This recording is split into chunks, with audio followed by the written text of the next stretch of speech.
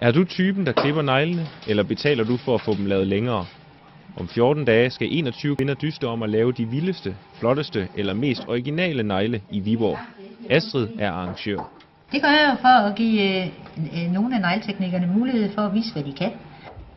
Ja. Man kan altid række hånden frem og sige dag til nogen, uden at skulle tænke på, gud, har jeg nu renset neglene? Er det sådan, de får lidt mere shine, eller? Det er for at pleje dem.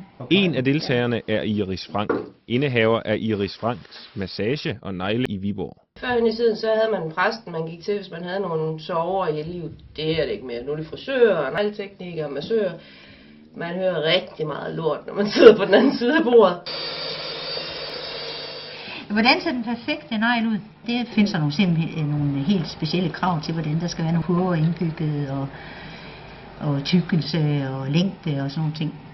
Iris Frank laver negle om dagen og småkager om natten, for at få økonomien til at løbe rundt.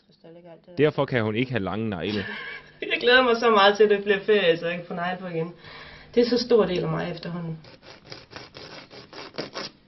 Men nu har du faktisk en negl, den mangler bare en topcoat, så vil den være blank og fin og lige til at gå i byen med.